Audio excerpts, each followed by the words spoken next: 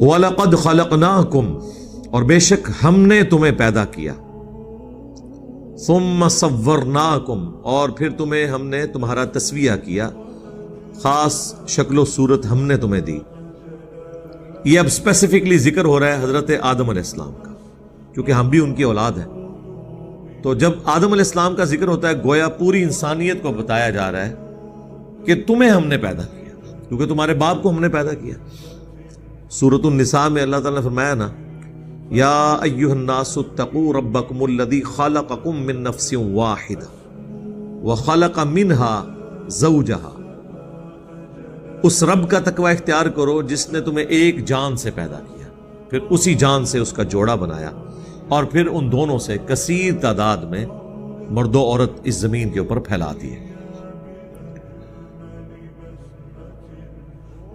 ثم قلنا للملائکۃ اسجدوا لآدم، پھر ہم نے اس کے بعد حکم دیا فرشتوں کو کہ آدم کے لیے سجدہ کرو۔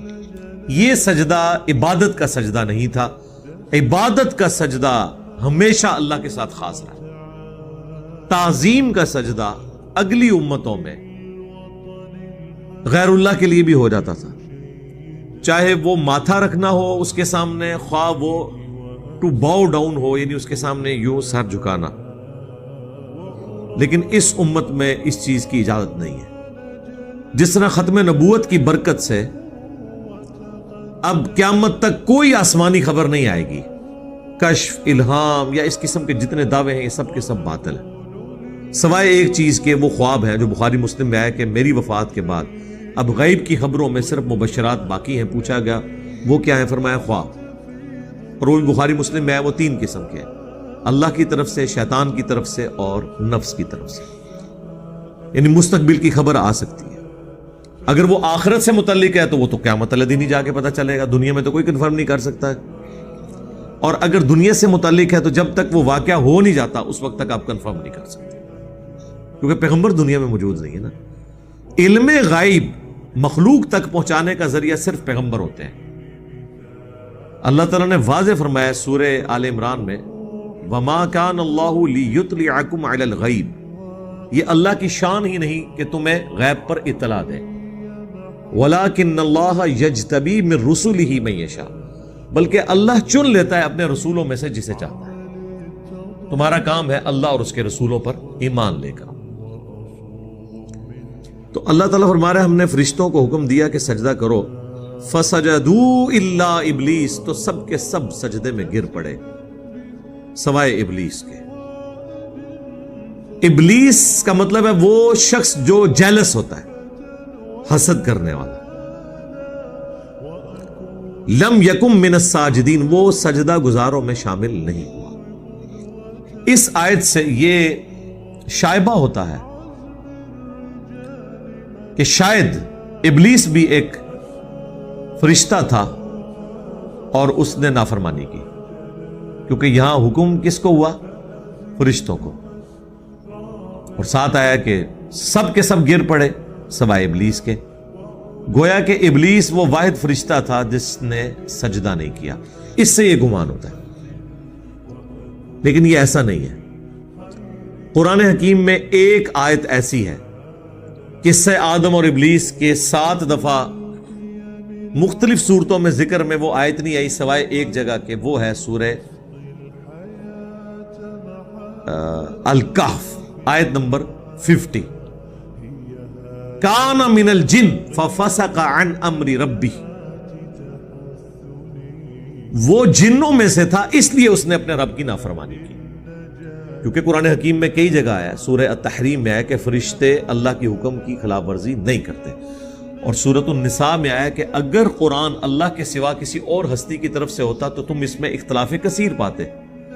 اب یہ تو اختلاف کثیر ہی بن گیا نا، کہ قرآن حکیم میں جا بجا یہ چیز آئے کہ فرشتے نافرمانی کر ہی نہیں سکتے، اور پھر 6 جگہ پہ آ جائے کہ فرشتے نے سجدہ نہیں کیا ابلیس نے۔ اگر وہ 7واں مقام نہ ہوتا سورۃ الکہف والا آیت نمبر 50، تو ہمیں یہ نہ پتا چلتا کہ یہ شیطان نے سجدہ کیوں نہیں کیا۔ اس لیے نہیں کیا کہ وہ جن تھا، اس لیے اس نے نافرمانی کی۔ 2 ہی مخلوقات ہیں جنہیں اختیار دیا گیا، جن اور انسان۔ فرشتوں کے پاس بھی عقل ہے لیکن اختیار نہیں، وہ صرف نیکی کے کام کرتے ہیں۔ لیکن ایک ایشو پھر بھی اپنی جگہ رہے گا کہ اللہ تعالیٰ نے جب فرشتوں کو حکم دیا تو ساتھ جن کا تو ذکر ہی نہیں تھا، تو اس پہ سجدہ کرنا کیوں واجب تھا؟ یہ اکثر ملحدین کی طرف سے بھی اعتراض کیا جاتا ہے۔ اسی کے اوپر میرے پچھلے دنوں ایک ویڈیو بھی، مجلس 144 جو آخری مجلس ہوئی ہماری، اس کے بعد پبلک سیشن شروع ہو گئے تھے، تو اس میں نے اس کو تفصیل کے ساتھ ریکارڈ کروایا تھا کہ اس کی ریزن کیا ہے کہ دنیا میں بھی تغلیب کا قاعدہ چلتا ہے، عربی زبان میں تو ہے، قرآن میں اکثر صیغے جو ہیں وہ مردوں سے خطاب کے ہیں لیکن اس میں عورتیں بھی شامل ہیں۔ عربی زبان میں چونکہ ڈومیننٹ مرد کا صیغہ استعمال ہوتا ہے، عورتیں اس میں شامل ہوتی ہیں۔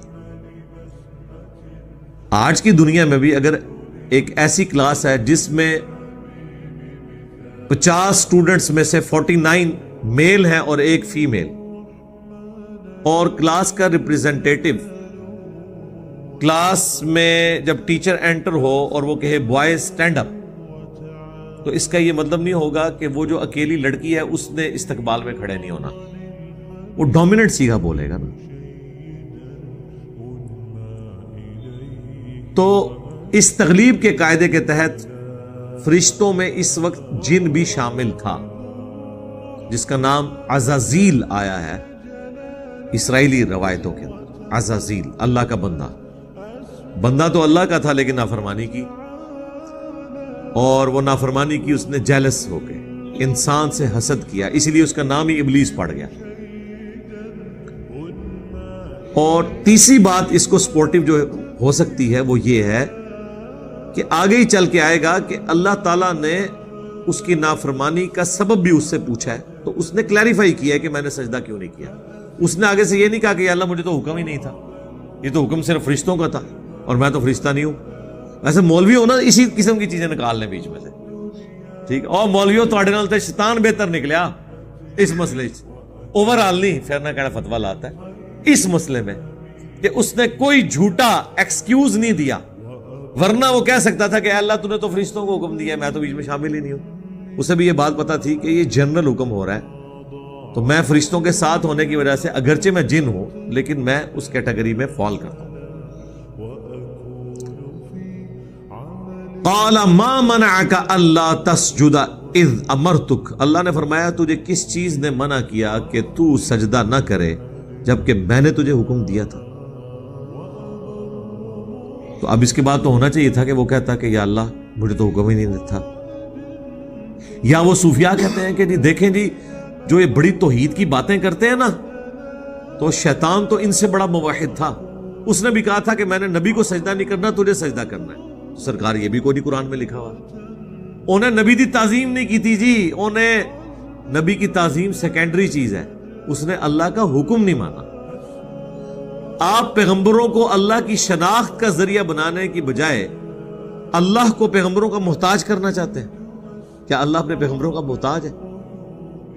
اللہ تو کسی کا بھی محتاج نہیں۔ میں آپ کو ایک سمپل سی بات کروں، ہمارے ایمان کا تو لیول ہی کوئی نہیں۔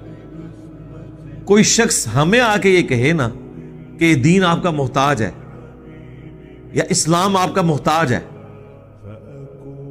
یا اللہ اپنی دعوت پہنچانے میں آپ کا محتاج ہے، تو ہمارے ہاتھ پاؤں بھول جائیں گے کہ یہ کیا کفر بک رہے ہو، توبہ کرو۔ حالانکہ بک رہا وہ ہوگا، ڈر ہمیں لگ جائے گا کہ چونکہ ہمیں تختہ مشق بنایا جا۔ سرکار اگر ہمارے ایمان کا کمزور ترین لیول ہے انبیاء کے مقابلے میں، اگر ہمارا یہ حال ہے کہ ہم ڈرتے ہیں اس بات سے کہ کوئی شخص ہمارے بارے میں کلیم نہ کرے، تو جو امام الموحدین ہیں انبیاء کرام علیہ السلام، ان کے بارے میں آپ سوچ بھی سکتے ہیں کہ انہیں کبھی یہ وہم بھی آئے کہ ہم توحید کے اس حوالے سے کسٹوڈین ہے کہ اللہ ہمارا محتاج ہے کہ ہم نے لوگوں تک اسلام کا پیغام پہنچانا ہے۔ جب ہم نہیں سوچ رہے تو وہ پیغمبر کیسے سوچ سکتے ہیں؟ ان کا تو ایمان بہت اعلیٰ درجے کا ہے، انہیں تو اللہ کی شناخت بھی ہم سے زیادہ ہے۔ تو یہ ساری صوفیاء نے اس قسم کی باتیں اور بیسیکلی انبیاء کی بھی تعظیم کرانا ان کا مقصد نہیں ہوتا، وہ پھر اگے ٹردے ہیں، وہ کہتے ہیں کہ انبیاء کرام کی تعظیم ضروری ہے، اس کے بعد وہ کہتے ہیں ہماری تعظیم کریں، کیونکہ صحابہ کے لیے وہ پیر و مرشد تھے، تمہارے لیے ہم پیر و مرشد ہیں. اصل جو کڑنا یہ ہوتا ہے انہوں نے. آپ کو تو کہتے رہتے ہیں جی فنا فی شیخ، پھر فنا فی رسول، پھر فنا فی اللہ، تو پوری زندگی فنا فی شیخ ہی رہتے ہیں. اللہ تے وہ رسول تک پہنچتے نہیں. وہ کہتے ہیں جی پیچھے تے اللہ ہی ہے نا جی، اللہ نے پیچھے کر دیتا. جب ہم کہتے ہیں رسول اللہ کی اتباع کرو، وہ کہتے ہیں نہیں، یہ بھی تو رسول کا راستہ ہی اتار رہے ہیں، پیچھے تے رسول ہی ہے، اللہ بھی پیچھے، رسول بھی پیچھے، تے بابے تواڈے اگے. تو پھر اگر ہم پیار محبت سے یہ عرض کریں کہ مرنے سے پہلے اے مسلمان کر لے اس پہ غور، کتابوں کا خدا اور ہے، بابوں کا خدا اور، تو کسی کو ناراض نہیں ہونا چاہیے. آپ نے خود بابے کھڑے کر دیے نا اللہ اور اس کے رسول کے مقابلے پر، عز وجل و صلی اللہ علیہ وآلہ وسلم. تجھے کس چیز نے منع کیا جب میں نے تجھے حکم دیا تھا کہ تو سجدہ کر؟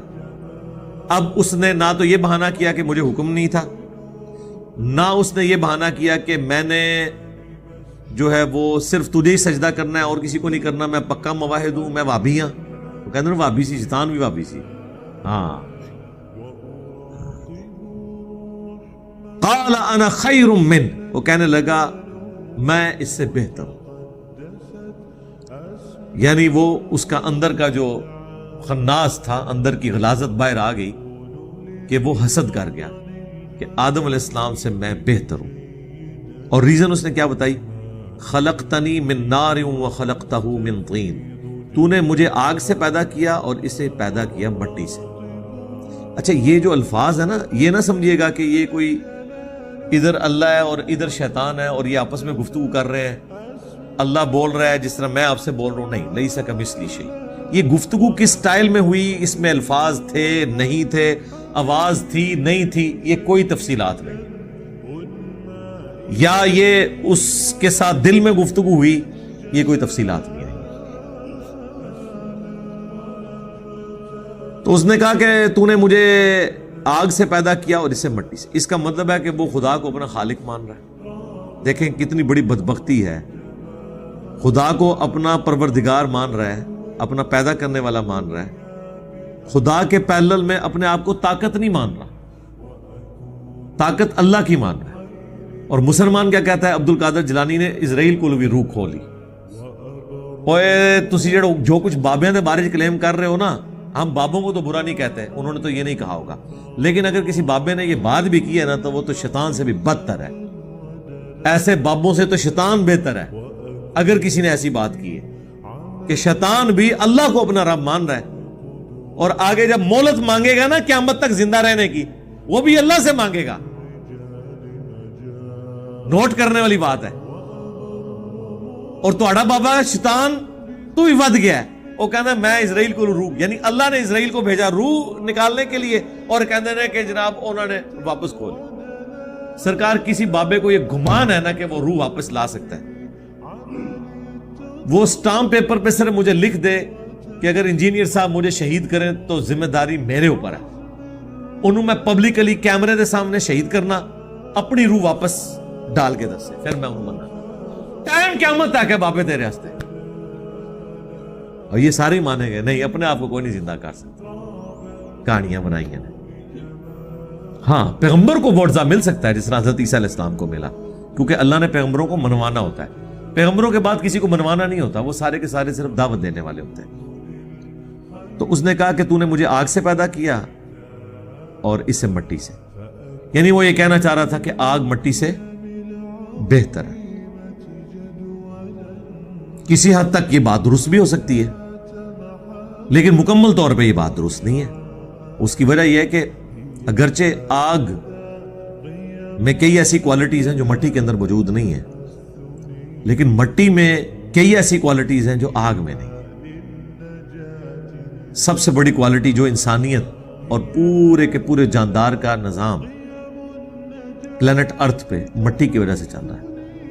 مٹی میں آپ ایک بے قدر بیج بوتے ہیں، وہ 6 ارب گنا بڑا درخت بن جاتا ہے. ایک دانہ گندم کا بوتے ہیں، اس سے کتنے سٹے نکلتے ہیں، ہر سٹے کے اندر کتنے دانے ہوتے ہیں. آگ میں کبھی دانہ پھینکیں اور اس میں سے کوئی چیز اگا کے بتائیں. باقی یہ چیز ہے کہ آگ جو ہے وہ بعض اوقات مٹی کی بھی ضرورت ہے، اینٹ پکانے کے لیے ہمیں آگ کی ضرورت پڑتی ہے. مٹی جو چیزیں تیار کرتی ہے گندم کی شکل میں، اس گندم کو روٹی تک پہنچنے کے لیے آگ کی محتاجی ہے. یہ نہیں ہو سکتا کہ آپ آٹا جو ہے وہ مٹی میں پھینکیں اور وہ روٹی بن کے تیار ہو جائے. نہیں، اس آٹے میں آپ پانی ڈالیں گے، گوندیں گے، پھر اس کی روٹی پکائیں گے کس کے اوپر؟ آگ کے اوپر. تو ہر چیز کو اللہ نے خوبیاں بھی دی ہیں اور کمزوریاں بھی دی ہیں، ورنہ تو مختلف چیزوں کی ضرورت ہی نہ پڑتی. ہر شے میں اللہ تعالیٰ نے کوئی نہ کوئی خوبی رکھی، لیکن اوورآل اللہ تعالیٰ نے انسان کو اشرف المخلوقات بنایا. لقد خلقنا الانسان فی احسن تقویم.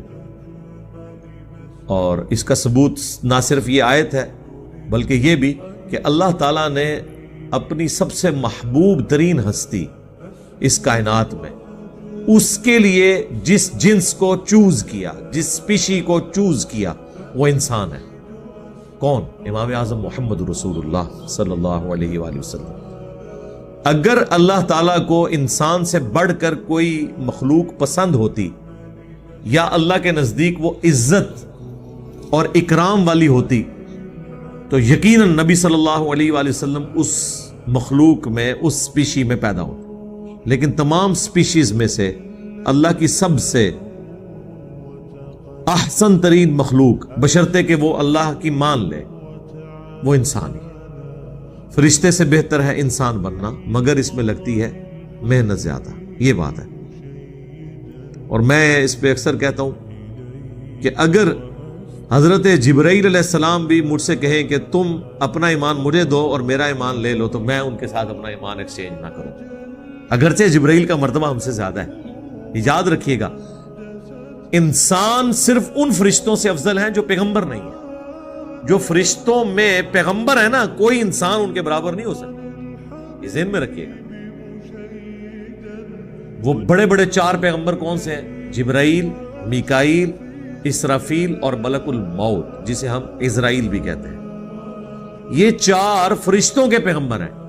پلانٹ ارتھ پہ سوائے پیغمبروں کے کوئی شخص بھی، چاہے وہ کتنا ہی بڑا ولی ہو، صحابی ہو، سیدنا ابوبکر سے لے کے آخری انسان تک یا اگلی امتوں میں بھی، وہ فرشتوں کے پیغمبروں سے افضل نہیں ہو سکتا. اس کے باوجود کہ حضرت جبرائیل کا مرتبہ ہم سے زیادہ ہے، میں کبھی اپنا ایمان ان سے ایکسچینج نہ کروں، کیونکہ جبرائیل نے خدا کو مانا ہے تو خدا کی مرضی سے، اگر ہم نے خدا کو مانا ہے تو اپنی مرضی سے، کیونکہ اللہ نے مجھے اختیار دیا. یہ وہ چیز ہے جو انسان کو فرشتوں سے ممتاز کرتی ہے. فرشتے تو آپ کی خدمت میں لگے ہوئے ہیں سرکار. اللہ تعالیٰ نے بارش کے اوپر، ہواؤں پہ، پہاڑوں پہ فرشتے مقرر کیے ہوئے ہیں. کس کے لیے؟ انسان کی خدمت کے لیے. انسان کے لیے ساری مخلوقات اللہ تعالیٰ نے بنائی ہے، پوری کائنات انسان کے لیے بنائی ہے، اور انسان کو اللہ نے اپنے لیے بنایا. وما خلقت الجن والانس الا لیعبدون. تو یہ جو انسان کے پاس اختیار ہے نا کہ اپنی مرضی سے اپنے رب کو چوز کرتا ہے، یہ وہ اختیار ہے جو فرشتوں کے پاس نہیں ہے. یہ بہت بڑی چیز ہے اگر انسان اپنی اہمیت کو سمجھ لے. اب ہونا تو چاہیے تھا کہ اللہ کا حکم ہے، وہ یہ آرگومنٹ ہی نہ دیتا کہ آگ بہتر ہے یا مٹی. آگ بہتر بھی ہوتی، تب بھی اللہ نے جب حکم دیا تو باقی ساری چیزیں ختم ہوگی.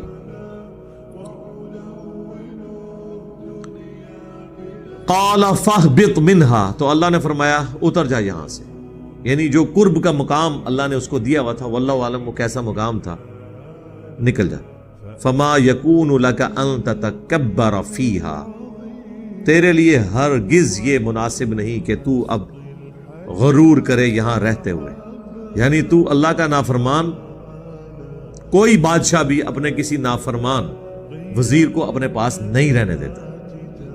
تجھے یہ شائع ہی نہیں ہے کہ اب تو تکبر کے ساتھ اللہ کے حضور وہ قرب حاصل کر سکے.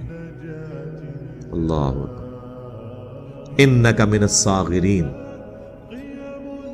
بے شک تو ذلیلوں میں شامل ہو گیا. کیوں ذلیلوں میں شامل ہوا جی؟ اللہ کی نافرمانی کر کے. مجھے بتائیں، اگر کوئی اللہ کی نافرمانی کرے تو اللہ اسے کہتا ہے تو فارغ آج کے بعد. آپ مولویوں کو فارغ کیوں نہیں کرتے ہیں جب یہ قرآن و سنت کے خلاف آپ کو باتیں بتاتے ہیں؟ ان کا منصب بھی کھینچے نا، انہیں ممبروں سے نیچے کیوں نہیں اتارتے؟ اللہ نے تو اتار کے پرے پھینکا اسے کہ تو نے میری نافرمانی کی، آج کے بعد تجھے شائع ہی نہیں ہے کہ تو اس جگہ پہ رہے۔ اور الٹا جب ممبروں سے آپ کو علماء یہ واز کر رہے ہوں کہ قرآن و حدیث ڈائریکٹ نہ پڑھنا، گمراہ ہو جاؤ گے، یہ غدار اللہ اور اس کے نبی کے عز و جل و صلی اللہ علیہ وآلہ وسلم، ان کو ممبروں سے اتار کے الگ کیوں نہیں کرتے؟ سوال تو ہے نا جی، سوال تو کوئی بھی دماغ میں آ سکتا ہے نا۔ اس کا مطلب ہے کہ پھر علماء کو اگر ہم ممبروں سے نہیں اتار رہے تو یہ اب وہ رسپیکٹ اویل نہ کریں جو انہوں نے قرآن و سنت کی بنیاد پہ اویل کی تھی۔ یعنی علماء کی عزت لوگ کیوں کرتے ہیں کہ جی یہ قرآن و سنت کے ماننے والے ہمیں قرآن و سنت سکھاتے ہیں، اگر یہ قرآن و سنت کے دشمن ہو جائے تو ان کا وہ عزت والا لباس اور منصب غائب نہیں ہو جاتا؟ شیطان نے جب انکار کیا تو اللہ نے کہا تجھے اب یہ شائع نہیں ہے کہ اب ادھر تو کون سی کس اکڑ میں ہے جب تو نے میرا حکم ہی نہیں ماننا۔ اب دیکھیں شیطانیت اس چیز کا نام ہے۔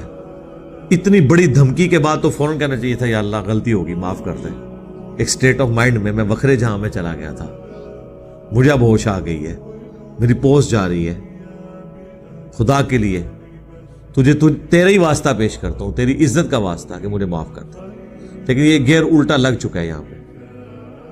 اب وہ آ گیا ضد کے اندر، قال انظرنی الی یوم یبعثون، وہ کہنے لگا اے اللہ اگر ایسا ہی ہے نا تو پھر مجھے اب قیامت کے دن تک مہلت دے دے۔ ہم تو ڈوبے ہیں صنم، ان سب کو لے کے ڈوبیں گے ساتھ، یعنی حضرت آدم علیہ السلام اور اس کی اولاد کے ساتھ میں دشمنی نبھاؤں گا، مجھے ایک دفعہ مہلت دے دے۔ قال انک من المنظرین، اللہ نے فرمایا ٹھیک ہے گرانٹڈ، تمہیں بھی مہلت ہم نے دے دی۔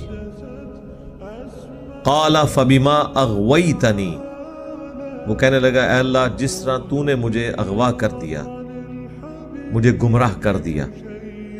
اچھا اللہ نے تو کوئی گمراہ نہیں کیا یار، وہ اپنی مرضی سے ہوا ہے، اللہ نے تو اسے پوچھا ہے کہ بھائی، حالانکہ اللہ تو پابند بھی نہیں تھا پوچھنے کا کہ تو نے سجدہ کیوں نہیں کیا، ڈائریکٹ ہی حکم سنا دیتا، پورا کیس چلا ہے، اس کے بعد اللہ نے فیصلہ سنایا۔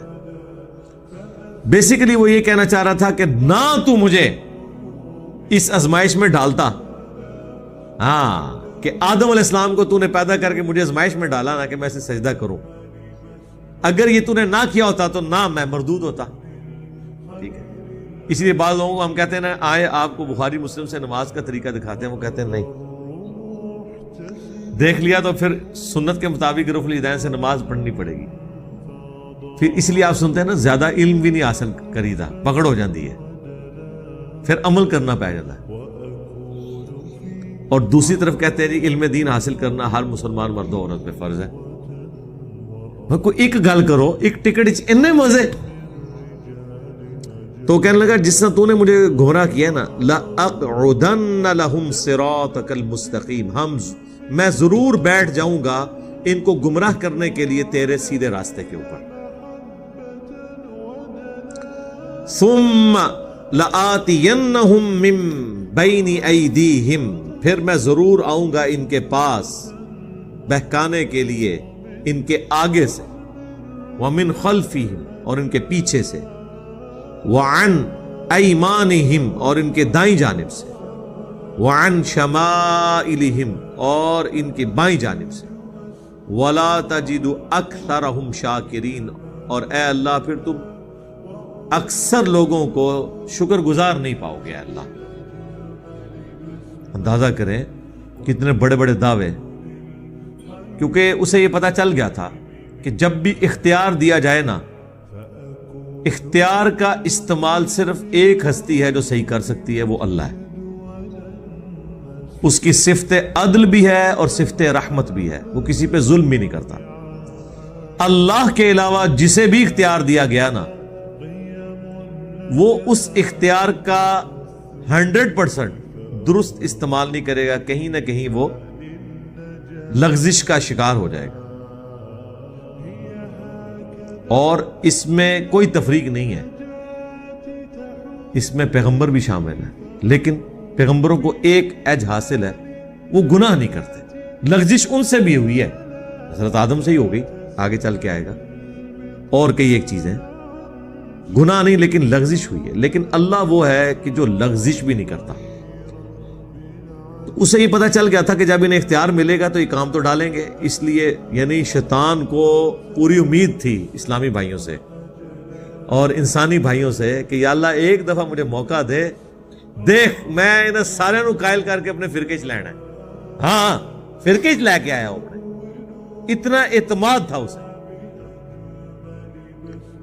اور یہ اس کا دعویٰ اتنا درست نکلا ہے کہ قرآن پاک میں اللہ تعالیٰ نے اس چیز کو انڈورس کر دیا کہ شیطان نے یہ کر دکھایا جو اس نے وعدہ کیا تھا. ہم نے جو وعدہ کیا نا کہ جو کچھ بھی ہے تیرے محبوب کی امت سے ہیں اور حرمت رسول پہ جان بھی قربان ہے، ہم تو پورا نہیں کر سکے. لیکن قرآن حکیم میں ایک آیت ایسی ہے، میں جب بھی پڑھتا ہوں نا تو کانپ اٹھتا ہوں، کانپے ٹانگ جاتی ہے، ٹانگیں نہیں کانپتی. اور وہ یہ آیت ہے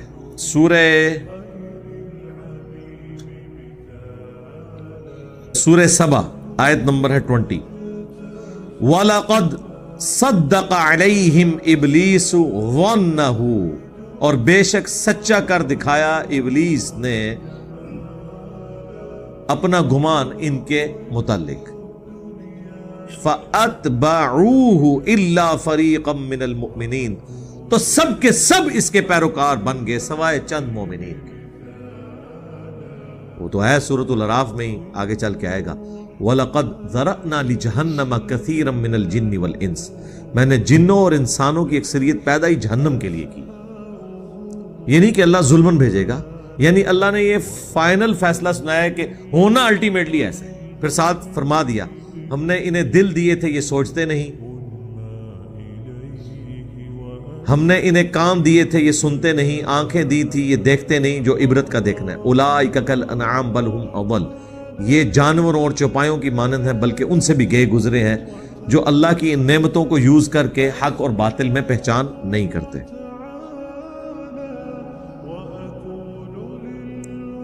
تو اللہ تعالیٰ فرماتا ہے جو شیطان نے اپنا وعدہ کیا تھا نا وہ پورا کر دکھایا ہے. شیطان نے اپنا کام کرتا ہے، بندے نے نہیں اپنا کام کرتا. دیکھ لو فرق. اور ایک اور چیز بھی پتہ چلی کہ شیطان وہ ہوتا ہے جو اپنی غلطی کی جسٹیفیکیشن دیتا ہے، اور آدم وہ ہوتا ہے جو اپنی غلطی کو مان لیتا ہے. اب یہی حضرت آدم علیہ السلام سے بھی غلطی ہوگی، لیکن وہ یہ نہیں کہیں گے کہ یا اللہ میں نے جو کچھ کیا ٹھیک کیا. ربنا ظلمنا انفسنا وان لم تغفر لنا وترحمنا لنکونن من الخاسرین. وہ دعا بھی آگے چل کے آئے گی اسی سورۃ الاعراف میں. تو یہ شیطان اور آدمی میں فرق ہے، شیطانیت اور آدمیت میں فرق ہے. تو سورہ سبا میں اللہ تعالیٰ فرماتا ہے کہ شیطان نے وہ اپنا گمان سچ کر دکھایا. وما کان لہ علیہم من سلطان، اور شیطان کی کب جرت تھی کہ ان پہ کوئی قابو رکھتا.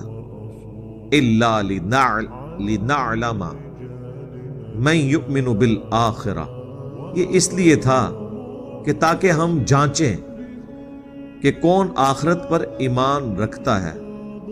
ممن ہوا منہا فی شک، اور کون ہے جو آخرت کے بارے میں اللہ کے حضور پیش ہونے کے بارے میں شک میں. وَرَبُّكَ عَلَىٰ كُلِّ شَيْءٍ حَفِيظٌ، اور اللہ تعالی ہر چیز کو گھیرے ہوئے ہے، حفاظت فرمانے والا ہے. یعنی اللہ نے فرمایا یہ جو میں نے اختیار دیا نا شیطان کو کہ یہ لوگوں کو ورغلائے، تو یہ صرف اس لیے تھا تاکہ اس کے ذریعے تمہیں جانچا جائے. جب تک دو راستے نہیں ہوں گے، شیطان کا اور پیغمبر کا راستہ، اس وقت تک آزمائش تو نہیں ہو سکتی. تو یہ جو اختیار بھی ہے یہ اس کے لیے ہے تاکہ لوگوں کو ٹیسٹ کیا جا سکے.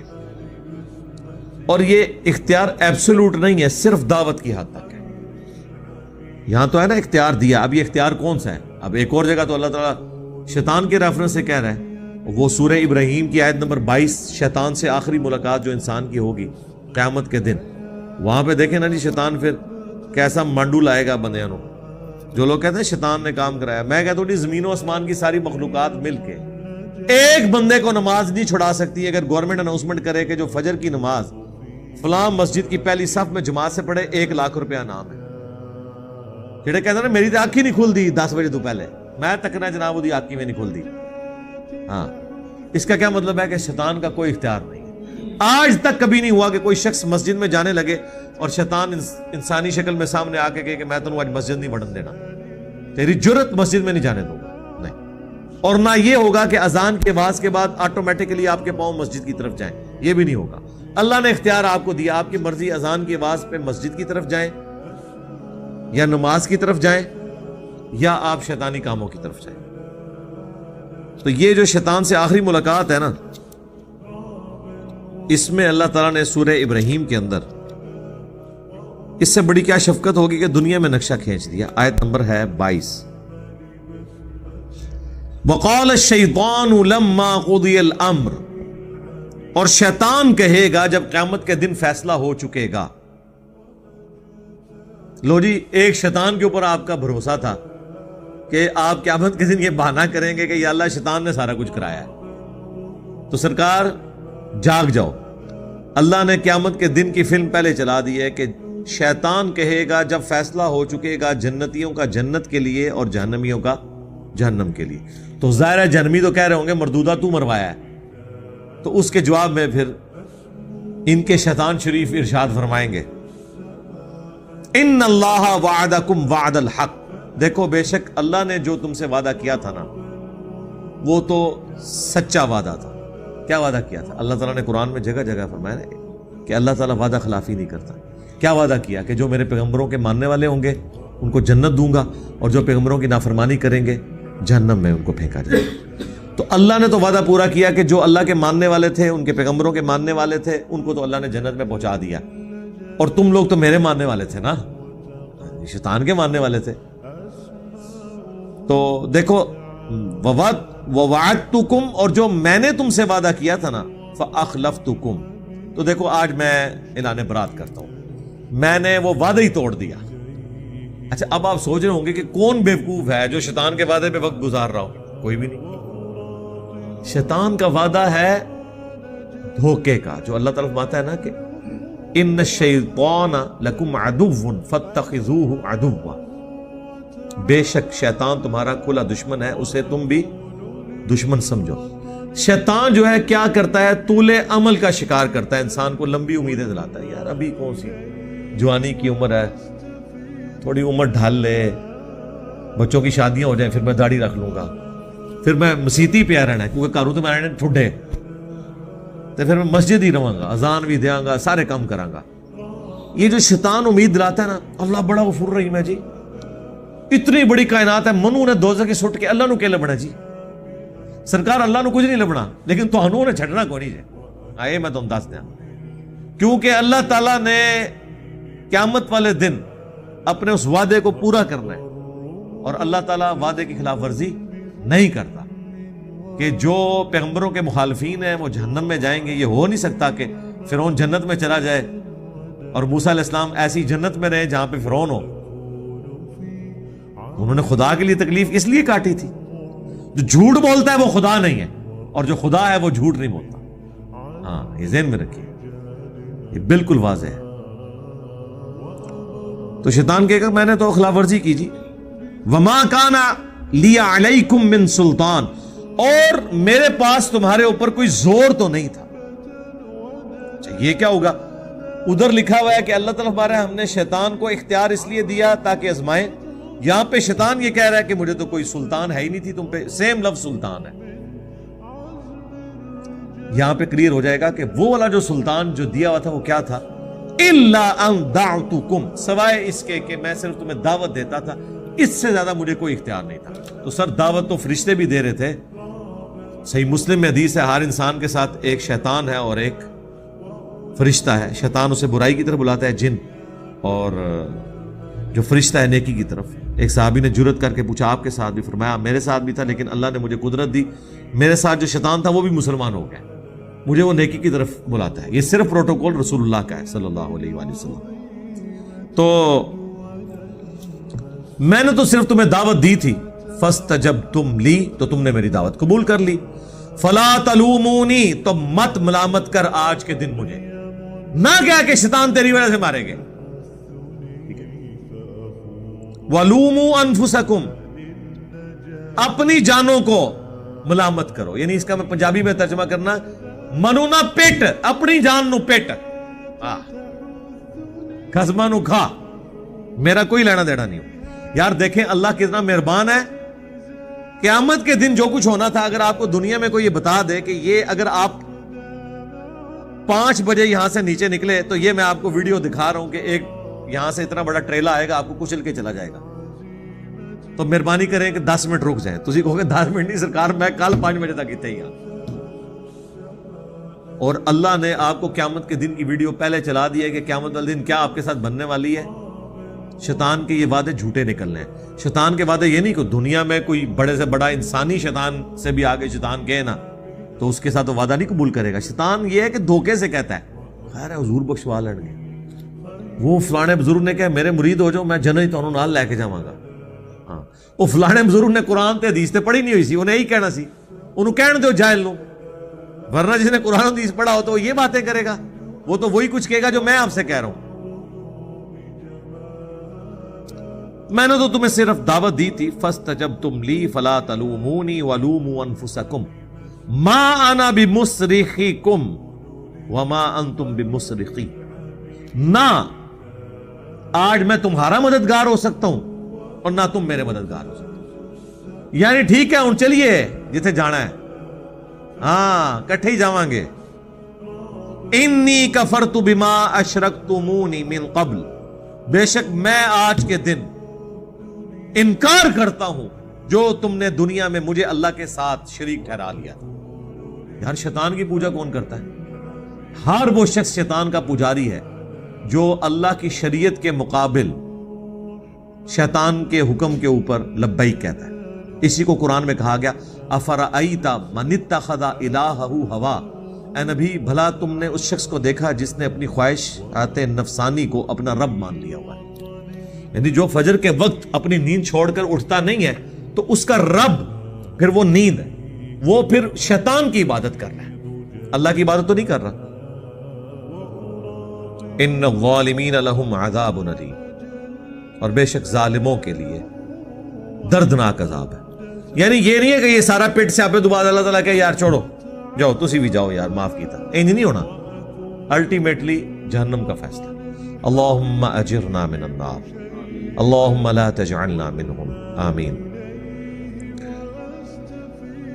تو بات یہاں پہ مکمل ہوئی تھی سورۃ الاعراف کی آیت نمبر 17 پہ کہ تم اے اللہ تو ان میں سے اکثر کو ناشکرا پائے گا اچھا باقی جگہوں پہ یہ بھی آتا ہے کہ اللہ تعالیٰ کو شیطان نے خود کہا تھا کہ سوائے تیرے جو مخلص بندے ہیں نا مخلص جو چنے ہوئے ہیں ایک لفظ ہے مخلص مخلص ہوتا ہے اخلاص شو کرنے والا مخلص کوئی بھی انسان ہو سکتا ہے مخلص صرف پیغمبر ہوتے ہیں جنہیں اللہ چنتا ہے جس طرح حضرت یوسف علیہ السلام کے بارے میں اللہ طرف ماتا ہے کہ اس عورت نے یوسف کا قصد کیا یوسف بھی قصد کر لیتا اگر ہماری نشانی نہ دیکھتا بے شک وہ ہمارے مخلص بندوں میں تھا یعنی ایسے بندے جن کو ہم نے چن لیا یہ صرف پیغمبر ہے پیغمبر کے بعد کوئی بھی چنا ہوا نہیں ہے ہم نے مخلص ہونے کی کوشش کرنی ہے تو انشاءاللہ اللہ ہمیں اپنے لیے مخلص کر لے گا لیکن جو بائی ڈیفالٹ جسے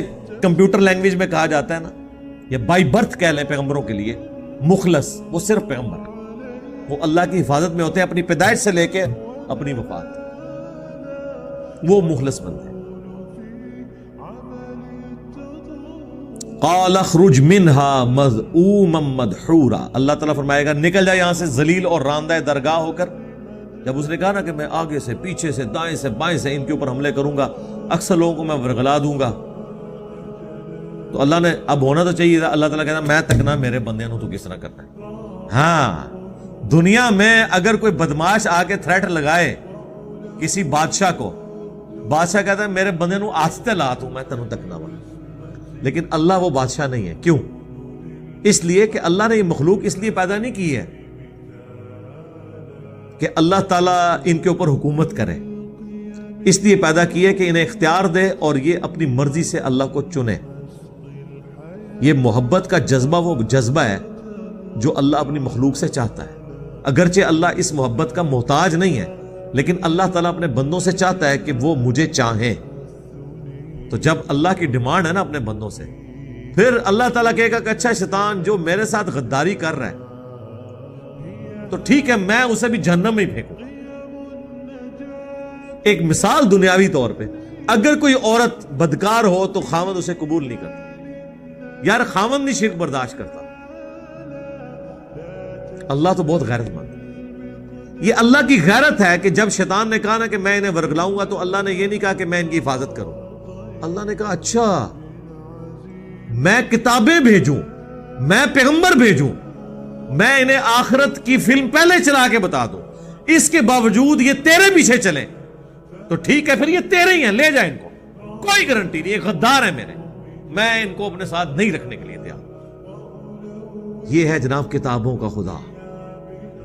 آپ کو خدا بتایا کہ بوڑھی نانی اماں ہے, اینڈ تے سارے ہی معاف کر دے گی نا.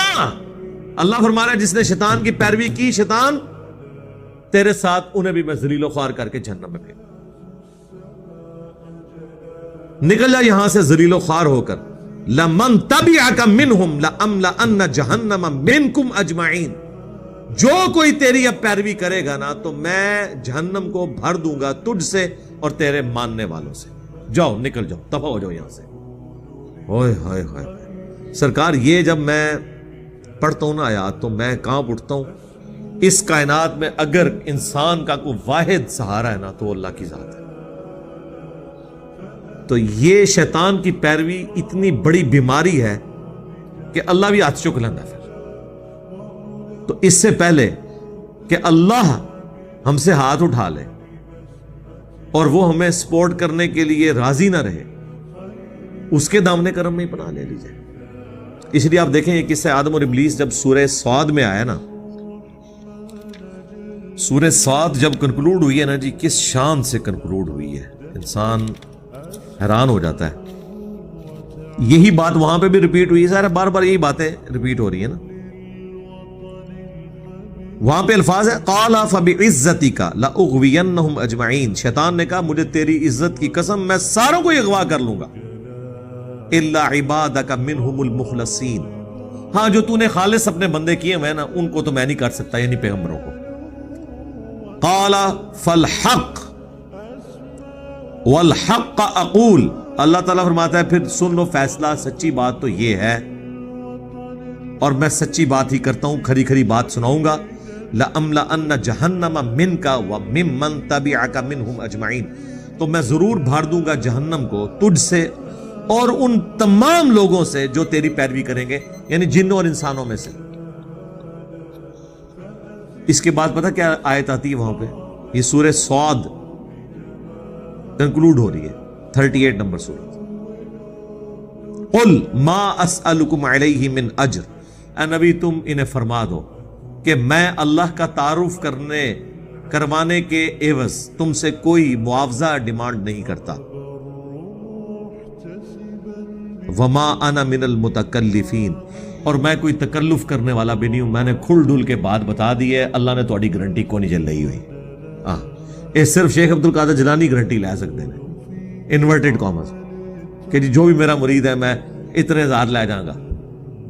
یہ ان کی طرف بھی جھوٹ ہے, منصوب ہے. ہم نہیں کہتے کہ عبد القادر جیلانی نے کہا ہوگا, اور یار یہ بات تو میں نہیں کرنے کے لیے تیار. اللہ کے نیک بندے یہ باتیں کیسے کر سکتے ہیں, لیکن انہوں نے ان کی طرف منسوب کیا ہوا ہے.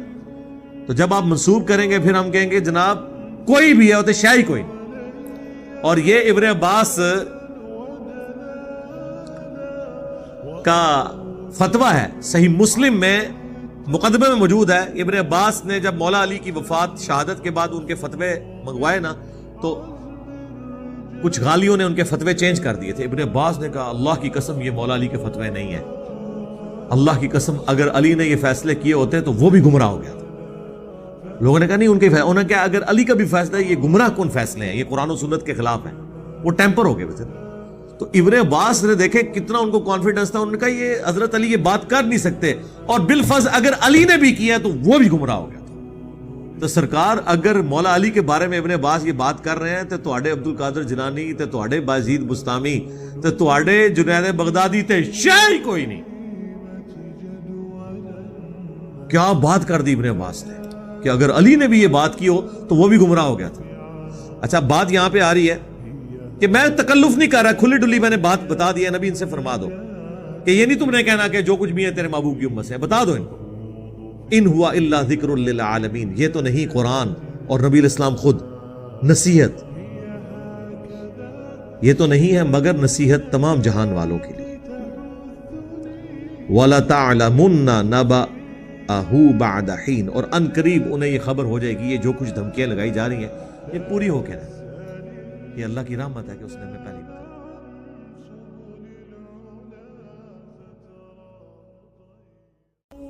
اب یعنی شیطان تو نکل چکا ہے، اسے قیامت تک کے لیے مہلت مل چکی ہے، اور اب اللہ تعالیٰ نے آدم علیہ السلام کو نصیحت کی ہے اور ان کی بیوی کو سیدہ حوا کو. وَيَا آدَمُ اسْكُنْ أَنْتَ وَزَوْجُكَ الْجَنَّةَ، اور ہم نے آدم سے کہا کہ تم اور تمہاری بیوی اب رہو جنت میں. فَكُلَا مِنْ حَيْثُ شِئْتُمَا، اور جہاں سے جو چاہو تم کھاؤ. یہ جنت اب تمہارے لیے رہنے کی جگہ ہے. وَلَا تَقْرَبَا هَذِهِ الشَّجَرَةَ، لیکن ایک قدغن لگا دی کہ یہ ایک ایسا درخت ہے اس کے قریب تم نے نہیں جانا. مراد یہ کہ اس کو استعمال نہیں کرنا، باقی تم پوری جنت میں سے جو چاہو استعمال کر سکتے ہو. لیکن وہی بات جو انسان کی جبلت میں ہے، forbidden fruits are always sweet, منع کیے گئے پھل ہمیشہ میٹھے ہوتے ہیں. یعنی انسان یہ سمجھتا ہے پوری جنت میں سے. بیسیکلی یہ حضرت آدم علیہ السلام کی اور ان کی بیوی کی ٹریننگ ہو رہی تھی. اللہ نے تو اپنی ڈیسٹنی میں مقرر کر دیا تھا کہ ان کو میں نے زمین پہ اتارنا ہے. اس کے لیے ایک ٹیسٹ رکھا گیا کہ انسان کو حق اور باطل میں تمیز کا مادہ دیا جائے. اس کے باوجود بعض اوقات انسان وقتی طور پر حق سے اناد کرتا ہے اور برائی کا راستہ اختیار کرتا ہے. لیکن اس میں اپروچ یہ ہونی چاہیے کہ جب آپ کو آپ کی غلطی پر مطلع کیا جائے تو آپ رجوع کریں اور فوراً معافی مانگ لیں. اسی کا نام آدمیت ہے، آدم. اور غلطی کا احساس ہونے کے باوجود، اسے احساس دلانے کے باوجود اپنی غلطی کے اوپر جسٹیفیکیشن دینا، یہ شیطنت ہے، شیطانیت ہے. یہی کام شیطان نے کیا تھا جو ہم پچھلی دفعہ کور کر چکے ہیں. تو یہ ایک پریکٹس تھی کہ اب دیکھ لیں پورے جنت میں ہر پھل کو تم استعمال کر سکتے ہو پوری جنت کے اندر سوائے ایک درخت کے. یعنی جو حلال ہے اس کا دائرہ کار بہت بڑا ہے، حرام کا دائرہ کار بڑا چھوٹا ہے. چند چیزیں جو حرام ہیں، باقی سب حلال ہے. سورۃ النساء میں آیا کہ یہ حرمت والے رشتے، آیت نمبر 22 میں 23 میں. باقی کہا کہ اس کے علاوہ دنیا کی ہر عورت تمہارے لیے حلال ہے. باقی آپ دیکھ لیں کھانے پینے کی چیزوں میں بھی چند ایک چیزیں جو حرام ہیں، باقی جو چیز نہیں بتائے گی وہ اپنی اصل میں حلال ہے. تو یہاں پہ بھی اللہ تعالیٰ نے بیسیکلی یہ پریکٹس کروائی کہ انسان ہمیشہ اس کی طرف مائل ہوتا ہے جس چیز سے اسے منع کیا جاتا ہے. یہی ہمارے ماں باپ کے ساتھ بھی ہوا. اللہ تعالیٰ نے فرمایا پوری جنت ہے لیکن یہ ایک درخت ہے. اب اس درخت کی کوئی تفصیل نہیں آئی کہ یہ کون سا درخت تھا، اور نہ یہ کوئی اتنا اہم ہے کہ وہ درخت کون سا تھا کہ جس کا فروٹ کھانے کی وجہ سے اللہ تعالیٰ نے انہیں جنت سے نکال دیا اور سارے معاملات ہوئے. اس میں میسج یہ ہے کہ اللہ تعالیٰ نے جن چیزوں سے منع کیا ہے اس میں بچنے میں ہی عافیت ہے. پوری زندگی کے اوپر اس کو لے کے چل رہا ہے. فَتَكُونَا مِنَ الظَّالِمِينَ، اگر ایسا ہوا تو پھر تم دونوں ظالموں میں شمار ہو جاؤ گے. اچھا، اب یہ جتنی آیات مسلسل 1 درجن سے زیادہ آیات ہیں، آپ دیکھیں گے اس میں تثنیہ کا صیغہ استعمال ہوا ہے. تم دونوں، تم دونوں، ان دونوں نے یہ کیا، ان دونوں نے پھر معافی مانگی، ان دونوں کو معاف کر دیا. یعنی اللہ تعالیٰ نے سنگل آؤٹ نہیں کیا مرد کو اور نہ عورت کو. کرسچینٹی کے اندر یہ سمجھا جاتا ہے کہ یہ ایکسس آف ایول، ایو ہے یعنی ہوا. ایو سیدہ ہوا کے لیے انگلش میں لفظ استعمال ہوتا ہے، اسی سے ڈرائیو ہوا ہے ایول. یعنی ایو نے گناہ کروایا ابا سے ہمارے، وہ یہ کانسیپٹ ہے ادھر. لیکن قرآن حکیم میں جہاں بھی یہ چیز آئے گا آپ دیکھیں گے کہ ان دونوں نے یعنی سیگا سنگولر کا نہیں استعمال ہوا، تسنیہ کا ہوا ہے. جمع کا اس لیے نہیں ہوا کہ جمع عربی میں 3 سے شروع ہوتی ہے. دیکھیں نا، مشرق سنگولر، مشرقین 2 مشرقیں، مشارق 3 یا 3 سے زیادہ. تو یہاں پہ آپ دیکھیں تسنیہ کے سیغے آپ کو ملیں گے. فوسوس لہما، ان دونوں کو وسوسہ دلایا. اگر ہوتا نا فوسوس لہو تو سنگولر کا سیغہ ہوتا، لہم ہوتا تو پلورل کا سیغہ ہوتا. اچھا، وہ پلورل کا سیغہ بھی بعض جگہ آیا ہے، وہاں پہ پوری انسانیت کو اللہ نے مراد لی ہے کیونکہ انہی دونوں سے آگے نسل چلنی تھی نا. لیکن یہاں پہ اسپیسیفکلی تسنیہ کا سیغہ ہے. فوسوس لہما الشیطان، تو ان دونوں کو وسوسہ دلایا شیطان نے. لیبدی لہما ما وری عنہما من سوآتہما، تاکہ بے پردہ کر دے ان کے لیے جو ڈھانپا گیا تھا ان کی شرمگاہوں سے. اس سے یہ لگتا ہے کہ کوئی جنتی لباس تھا جو دونوں کو پہنایا گیا تھا، اور وہ جیسے ہی پھل کھایا ان کے جسم سے وہ لباس اتر گیا اور ان کی شرمگاہیں ایک دوسرے پر آشکار ہو گئی. یعنی یہ فربیڈن فروٹ کھانے کی وجہ سے اللہ تعالیٰ کی طرف سے ایک سزا ہوئی. اب وہ جنتی لباس کس طرح کا تھا اس کی کوئی تفصیل آئی نہیں ہے. مختلف روایتیں، اب اسرائیلی روایتوں میں ملتا ہے یہ ناخن جو ہے یہ اس جنتی لباس کی باقیات ہیں. میری تو نہیں عقل مانتی کہ اس طرح کا کوئی لباس ہو، تو بڑا ہارڈ ہے، پورے جسم پہ تو یہ ہو، واللہ عالم. باقی اس میں صرف اتنا ہی ذکر ہے کہ ان کے جسم کے جو جنتی لباس تھا وہ اتار دیا گیا اور شرمگاہیں ان کے لیے ظاہر ہو گئی. اس میں یہ بھی شائبہ ملتا ہے کہ شاید اس سے پہلے سیکس کے حوالے سے کوئی ایجوکیشن نہیں تھی، نہ یہ پتا تھا کہ یہ چھپانے کی جگہ ہے. اللہ تعالیٰ نے یہ اس کھانے کی وجہ سے ان کے اندر یہ کمپیٹنسی پیدا ہوگی کہ ان کو اس چیز کی شناخت بھی ہوگی. اور آج بھی آپ دیکھ لیں جو کھاتے پیتے لوگ ہیں نا، ان کے اندر یہ اس طرح کی چیزیں زیادہ کودتی ہیں. جس کو 2 وقت کی روٹی کی فکر ہو وہ بیچارہ ان کاموں میں نہیں پڑتا. عیاشی سارے وہ لوگ کرتے ہیں جن کے پیٹ بھرے ہوئے ہوتے ہیں، جتنا کھاتے ہیں اتنی شہوت ان کے اندر کودتی ہے. وقال، اور کہا، کس نے؟ شیطان کی طرف آ رہا ہے کہ شیطان نے جو وسوسہ دلایا تو وہ کون سا وسوسہ تھا؟ ما نہاکما، تم دونوں کو نہیں منع کیا گیا، ربکما، تم دونوں کے رب کی طرف سے، عن ہذہ الشجرہ، اس کھانے سے متعلق کہ تم نے یہ درخت کا کھانا نہیں کھانا، اس کا فروٹ نہیں کھانا، الا، مگر اس لیے، ان تکونا، کہ کہیں ایسا نہ ہو کہ تم دونوں ہو جاؤ ملکین، فرشتے، او تکونا من الخالدین، یا تم ہمیشہ کے لیے زندہ رہنے والے بن جاؤ. شیطان نے انہیں وسوسہ کیا دلایا؟ اچھا، آپ وہ کہتے ہیں جی شیطان کی شکل میں آیا تھا. او بھائی جس شکل میں بھی آیا تھا آپ کا اس سے کیا لینا دینا؟ وہ جی شیطان جنت کے اندر کیسے چلا گیا؟ بڑی عجیب و غریب روایتیں مشہور کی ہیں جی سانپ کی شکل میں تھا، وہ جناب دروازے کے نیچے سے گھس گیا. بھائی اللہ تعالیٰ نے جب اسے قدرت دی تھی وسوسہ دلانے کی تو شیطان کو فزیکلی کہیں جانے کی ضرورت نہیں ہے.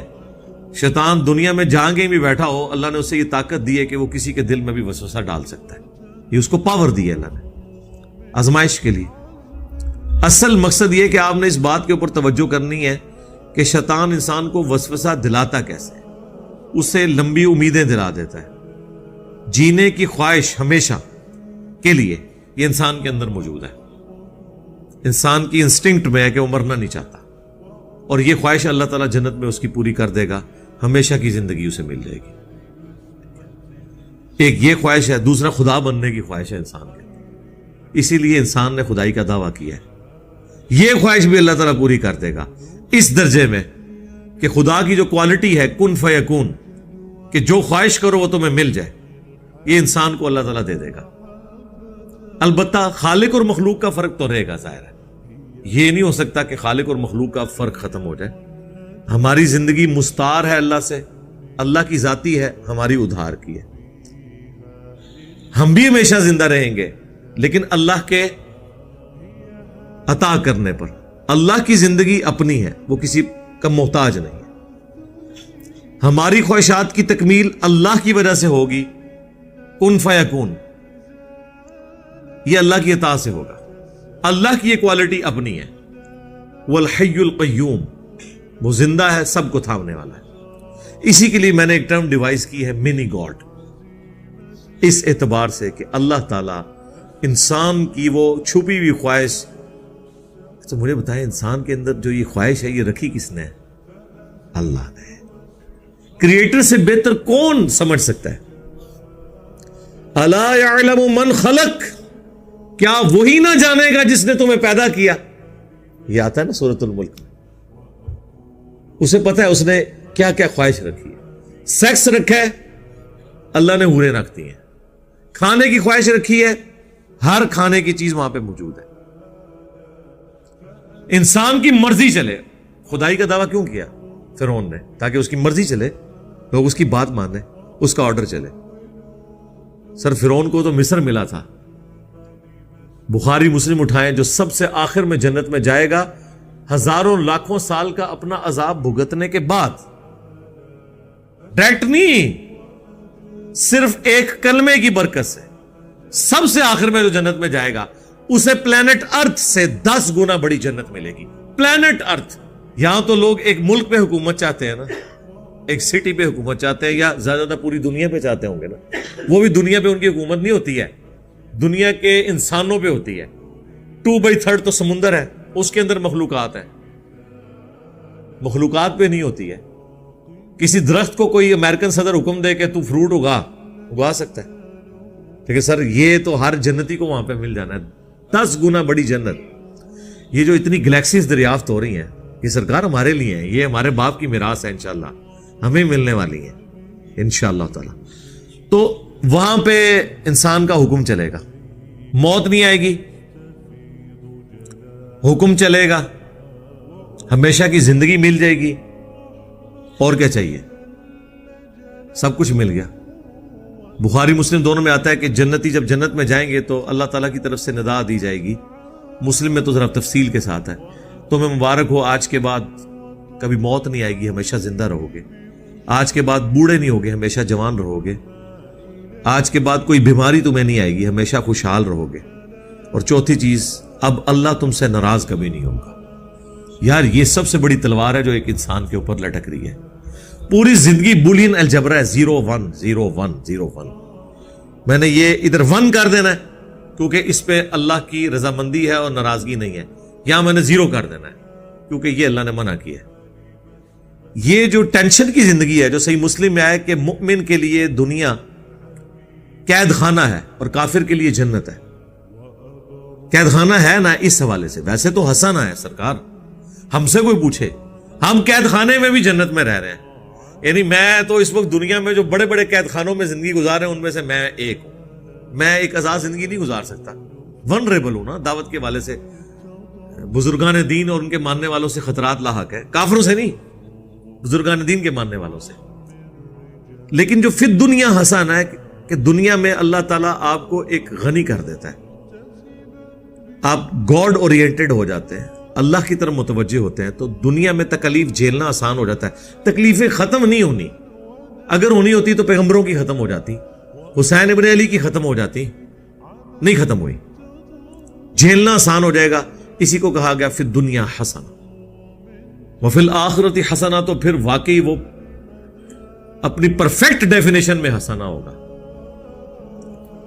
دنیا ناقص ہے، آخرت پرفیکٹ ہے۔ اس کی ایک اور بڑی مثال ہے، دنیا میں آپ جتنی مرضی محنت کر دیں، جو آپ کا مقدر ہے وہ آپ کو ملے گا۔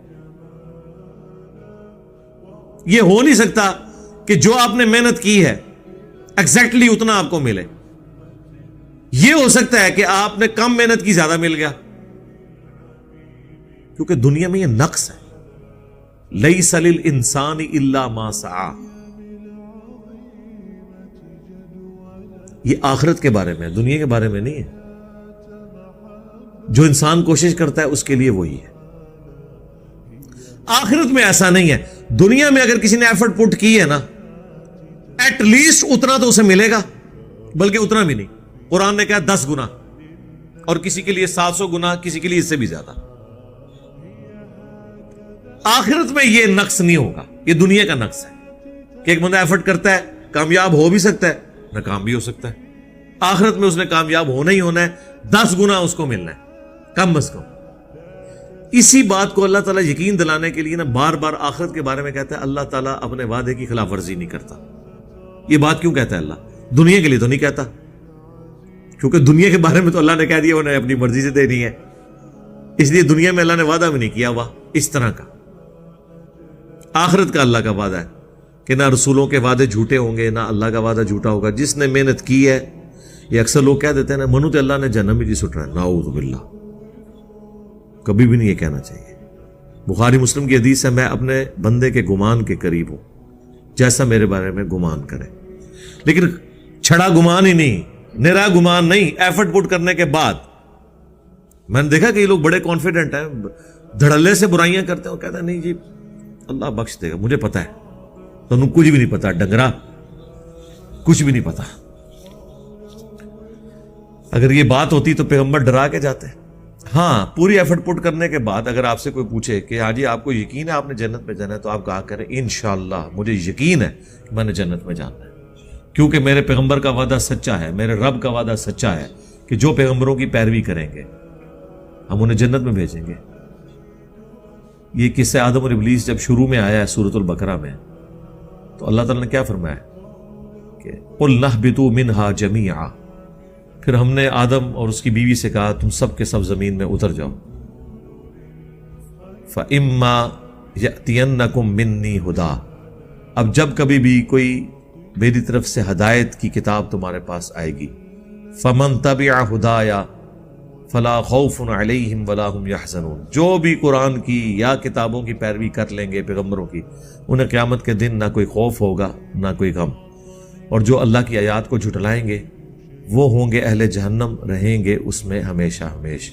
اللہم اجرنا من النار، اللہم انا نسألک جنت الفردوس مع النبیین والصدیقین والشہداء والصالحین، آمین۔ تو وہاں پہ دیکھ لیں اللہ نے وعدہ کر دیا ہے آخرت میں کوئی نقصان نہیں۔ اس لیے آپ دیکھیں جگہ جگہ قرآن میں یہ بھی آتا ہے ہم کسی کے عمل کرنے والے کے عمل میں کمی بھی نہیں کریں گے، اس کو کوئی نقصان بھی نہیں ہوگا۔ یہ اس لیے کہا جاتا ہے کہ دنیا میں یہ رول نہیں ہے نا، انسان کو وسوسہ آ سکتا تھا کہ اگر محنت کا رزلٹ ہی نکلنا ہے تو ڈاکٹر طاہر القادری صاحب نے تھوڑی محنت کی ہے، وزیر اعظم تو کوئی نہیں بنے۔ ہاں، کسی کو خیال آ سکتا ہے نا، ہر حربہ انہوں نے استعمال کیا ہے۔ تو آخرت کے لیے جو محنت کرتا ہے نا اسے انعام مل جاتا ہے، اس کو کوئی گلہ شکوہ نہیں ہوگا۔ اب یہ انسان کے اندر خواہشات کچھ چھپی ہوئی ہیں، وہ پوری ہونی ہے جنت میں جا کے، لیکن خواہشات اندر موجود ہیں۔ یہ ساری باتیں مجھے اس لیے ذہن میں آئی، یہ بڑی ایک بعض اوقات چیز سمجھ نہیں آتی ہے کہ جب انسان کو فرشتوں نے سجدہ کر دیا، اب انسان کو کون سی چیز ہے جو وسوسہ دلا رہی ہے کہ وہ فرشتہ بننے کی خواہش کر رہا ہے؟ بھئی تیرا مرتبہ تو بڑا اونچا ہے، تو کیوں اپنے آپ کو گرا رہا ہے؟ اور دوسری بات او تکونا من الخالدین، کہ یا تم ہمیشہ رہنے والوں میں شامل نہ ہو جاؤ۔ یہ وہ چیز ہے کہ انسان ہمیشہ رہنا چاہتا ہے۔ انسان کو یہ پتہ چل گیا تھا کہ موت مجھے آنی ہے، شیطان نے اسے یہ وسوسہ دلایا کہ اگر یہ درخت کا تو نے پھل کھا لیا تو جو بھی اسے کھائے گا اسے موت نہیں آئے گی، وہ فرشتوں کی طرح ہو جائے گا، کیونکہ فرشتوں کو بھی موت نہیں آنی، وہ قیامت کی موت تو آنی آنی ہے، ہمیشہ کی زندگی ہے ان کے لیے۔ تو انسان کے اوپر جزوی فضیلت فرشتوں کو یہ حاصل ہے۔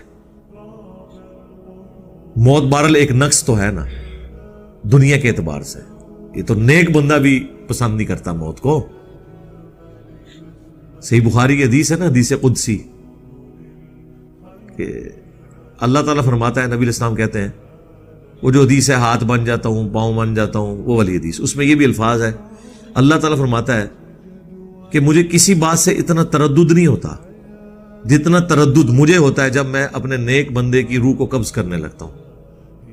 کیونکہ وہ بھی تو دنیا میں رہنا چاہتا ہے نا, کون نہیں رہنا چاہتا. اچھی صحت والی زندگی اللہ سے مانگنی چاہیے. جتنی زندگی زیادہ ہوگی آپ اتنی زیادہ نیکیاں کر سکتے ہیں.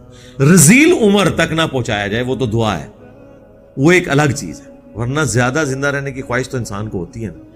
یار موسیٰ علیہ السلام نے نہیں تھا تھپڑ مار دیا اسرائیل کو, بخاری مسلم میں آتا ہے. تو وہ زندہ رہنے کی خواہش تو انسان کے اندر موجود ہے. تو یہ ایک جزوی فضیلت ہے جو انسان نے یہ نہیں دیکھا کہ مجھے اللہ تعالیٰ نے اپنی بارگاہ میں مقرب بنایا, فرشتے میرے لیے گرا دیے ہیں سجدے میں تعظیماً, عبادت کا سجدہ نہیں تعظیم کا. تو اب میں نے کون سی ایسی چیز میں سے حاصل کرنی ہے, لیکن یہ انسان کی انسٹنکٹ میں ہے. اور اسی چیز کو اللہ کے نبی علیہ السلام نے, بخاری مسلم میں حدیث ہے, ہمیشہ اپنے سے نچلے لوگوں کی طرف دیکھا کرو, یوں تمہیں اللہ کی نعمتوں پر قناعت اور صبر نصیب ہوگا.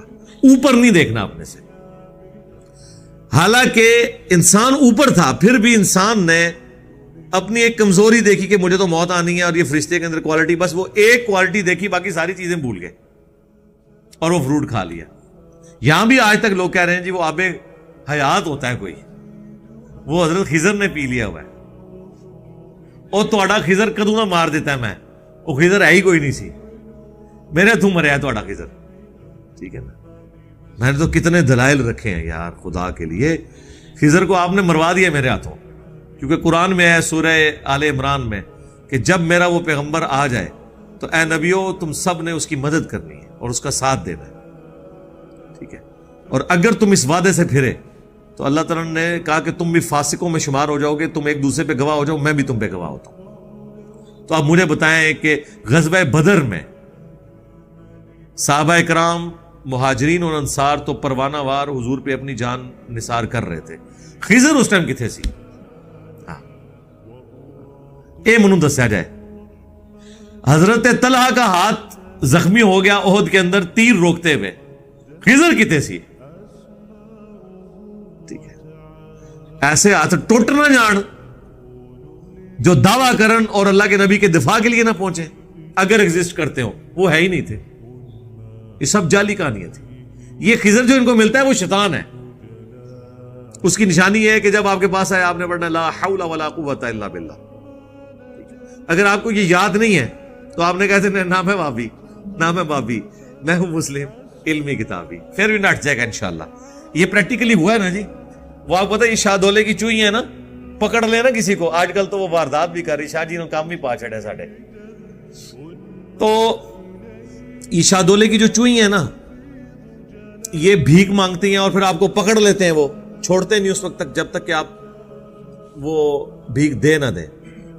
تو میرے سسر مجھے بتانے لگے, بلکہ تو کافی عرصہ پہلے مجھے یہ بات بتائی کہ وہ میرے دروازے پہ آ کے وہ کھڑا ہو گیا, اٹھ ہی نہیں تھا رہا نا, بیلنے دے دروازہ کھٹائے گیا. تو میں نے باہر نکل کے میں وابی ہوں, بھاگ گیا. ٹھیک ہے, وابی کہنے بھاگ گیا, ارے تو نہ میں وابی نہ میں بابی کیتے ہی نہیں سی. تو وہ یعنی اتنی عقل شاہ دولے کی چوئیوں کو بھی ہے کہ جو توحید کے ماننے والے ہیں وہ ہمارے اس ڈرامہ بازی میں نہیں آئیں گے. مولویوں کو نہیں عقل, شاہ دولے دی چوئیاں نو جنی عقل ہے نا انہی بھی نہیں تو آیا کر, اینی انہوں بھی سمجھ ہے کہ اے بابیاں دے مننے والے نہیں کہ میرے کو ڈر جا. کانفیڈنس, ایک توحید آپ کو کتنا کانفیڈنس دے دیتی ہے. تو یہ بعض اوقات انسان کے اندر یہ کمزوری آ جاتی ہے, اس وجہ سے وقتی طور پہ ان کا اس طرف گمان گیا, شیطان نے کام ڈالا, وہ رنگا لگ گیا. وَقَاسَمَهُمَا إِنِّي لَكُمَا لَمِنَ النَّاصِحِينَ, اور وہ ان دونوں کے سامنے قسمیں کھا کے کہنا شروع ہو گیا کہ میں بے شک بالضرور تمہارے بڑا خیر خواہ ہوں, تمہیں نصیحت کرنے والا. یعنی قسمیں اٹھا کے. یہاں پہ بھی آپ دیکھتے ہیں نا کہانیاں سنا رہے ہوتے ہیں, رب کی عزت کی قسم, اور واقعہ کس کا سنا رہے ہوتے ہیں؟ نبی اسلام کی وفات کے جو 500 سال بعد آ رہا ہے. بھائی اس کا رب اور رسول کے ساتھ کیا لینا دینا کہ آپ قسمیں اٹھا کے اس کے بارے میں کلیم کریں. یعنی قسم کھا کے تو آپ صحابہ اور اہل بیت یا پیغمبروں کے بارے میں کلیم کر سکتے ہیں نا, جن کے پیچھے قرآن کھڑا ہوا ہے, اللہ کے نبی کے فرامین کھڑے ہوئے ہیں. جو بندے ہی بعد میں آ رہے ہیں ان کے بارے میں آپ کہہ رہے ہیں کہ جی جناب یہ ہو گیا وہ ہو گیا, اور ساتھ بھی وہ کہتے ہیں رب کی عزت کی قسم. ہاں نا, اوپر دیکھا تو سونا, نیچے دیکھا تو سونا. ٹھیک ہے, اور وہ ساتھ کہتے ہیں ہاں نا, یعنی میں بھی دیکھ رہا تھا. یہ وہ والی چیز ہے. تو شیطان نے قسم دلوائی، قسمیں کھا کے کہا. اب یہاں دیکھیں یہاں پہ بھی وہی صیغہ تثنیہ کا ہے، وقاسمہما انی لکما، دونوں کے صیغے کے ساتھ، لمن الناصحین، ضرور بالضرور خیر خواہ. فدلاہما بغرور، تو شیطان نے ان کو آخر گرا دیا دھوکہ دے کے، بہکا ہی دیا. فلما، پس جب ذاق الشجرہ، ان دونوں نے وہ کھایا پھل اس درخت کا، بدت لہما سوآتہما، تو ان کے لیے پھر ان کی شرمگاہیں ظاہر ہوگی، جنتی لباس اتر گیا، سزا مل گئی. وَطَفِقَا يَخْصِفَانِ عَلَيْهِمَا مِنْ وَرَقِ الْجَنَّةِ، تو اب جیسے شرمگاہیں ظاہر ہوئیں تو ظاہر ہے کہ وہ انسان کی جبلت ہے، تو انہوں نے درختوں کے پتوں سے اپنی شرمگاہوں کو چھپانا شروع کر دیا. ظاہر ہے اس وقت کوئی فیکٹری نہیں لگی ہوئی تھی، وہی کپڑے تھے، ایک ہی جوڑا تھا، وہ بھی اللہ نے لے لیا. اور پھر جب اللہ لے لے تو پھر تو کچھ نہیں ہو سکتا، تو پھر انہوں نے درختوں کے پتوں سے اپنے جسم کو ڈھانپنا شروع کر دیا. وَنَادَاهُمَا رَبُّهُمَا، تو اس وقت پھر ان کے رب نے ان دونوں کو ندا دی. أَلَمْ أَنْهَكُمَا عَنْ تِلْكُمَا الشَّجَرَةِ، کیا میں نے تم دونوں کو اس درخت کے حوالے سے منع نہیں کیا تھا؟ وَأَقُلْ لَكُمَا إِنَّ الشَّيْطَانَ لَكُمَا عَدُوٌّ مُّبِينٌ، اور میں نے تمہیں یہ بھی بتایا تھا کہ بے شک شیطان تمہارا کھلا دشمن ہے. ظاہر ہے کہ شیطان بنے ہی ان کی وجہ سے تھا نا، انکاری یعنی سبب تو وہی بنے نا. تو جیلسی فیکٹر، اسی لیے ابلیس کہا جاتا ہے، ابلیس جیلسی رکھنے والا، حسد کرنے والا. تو اللہ نے فرمایا میں نے تمہیں یہ بتایا تھا، پھر بھی تم سے یہ ہو گیا. اب یہاں پہ وہ فرق ظاہر ہو جائے گا. یہی سوال اللہ تعالیٰ نے شیطان سے کیا تھا جو پچھلی دفعہ آیا تھا، کہ شیطان سے اللہ نے فرمایا تھا تجھے کس چیز نے منع کیا جب میں نے تمہیں حکم دیا تھا کہ تم اس کو سجدہ کرو، آدم کو. اور یہاں پہ بھی اللہ تعالیٰ کیا فرما رہا ہے کہ تم دونوں کو میں نے بتایا تھا شیطان کھلا دشمن ہے، پھر تم نے کیوں وہ درخت کھایا؟ شیطان نے جواب دیا تھا میں اس سے بہتر ہوں. آدمی کا جواب سنیں کیا ہے، اور دیکھ لیں کہ ہم آدم کے ساتھ ہیں یا شیطان کے ساتھ ہیں. قالا، ان دونوں نے کہا ربنا ظلمنا انفسنا، اے ہمارے رب ہم نے ظلم کیا اپنی جانوں پر. وَإِن لَّمْ تَغْفِرْ لَنَا، اور اگر تو نے ہمیں معاف نہ کیا، وَتَرْحَمْنَا، اور ہم پر رحم نہ فرمایا، لَنَكُونَنَّ مِنَ الْخَاسِرِينَ، تو ہم ضرور بالضرور خسارہ پانے والوں میں ہو جائیں گے. آدم علیہ السلام نے نہ صرف ان کی بیوی نے غلطی مان لی، بلکہ اللہ کی طرف استغفار کیا، رحم کی اپیل کی، اور اللہ تعالیٰ نے ان کی توبہ قبول کر لی. یہاں الفاظ نہیں موجود، لیکن سورۃ البقرہ میں باقی جگہ آتا ہے کہ اللہ تعالیٰ نے ان کی توبہ قبول کر لی. ظاہر امپلائڈ ہے، اور پھر ان کو اگلا ٹاسک دیے کہ ٹھیک ہے وہ تو ہو گیا، اس سے آگے چلو. اب قرآن میں واضح قصہ آدم اور ابلیس میں حضرت آدم علیہ السلام کی توبہ کا ذکر بھی آیا، یہ دعا بھی آ گئی. تو یہ دعا بالکل واضح آ گئی ہے. اب اس دعا کے اب یہ لے کے جائیں، آپ 14 ٹیکے لگیں گے آپ کو. آپ مولوی سے جا کے پوچھیں گے قرآن میں تو یہ دعا آئی ہوئی ہے، تو دس ماما تیری دعا کیڑی آیت وچ لکھی ہے؟ تو آپ کے اوپر گستاخی کے فتوے لگائے گا.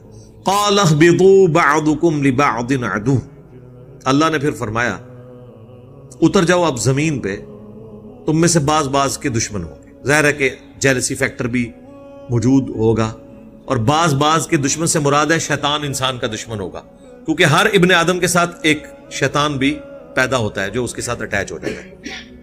جو صحیح مسلم میں حدیث ہے، بخاری میں بھی ہے، مسلم میں تفصیل کے ساتھ ہے، ہر انسان کے ساتھ ایک جن اور ایک فرشتہ اٹیچ ہے. جن وہ شیطان جو اسے برائی کی طرف بلاتا ہے، اور فرشتہ اسے اچھائی کی طرف بلاتا ہے. وہ بعض کے دشمن ہیں.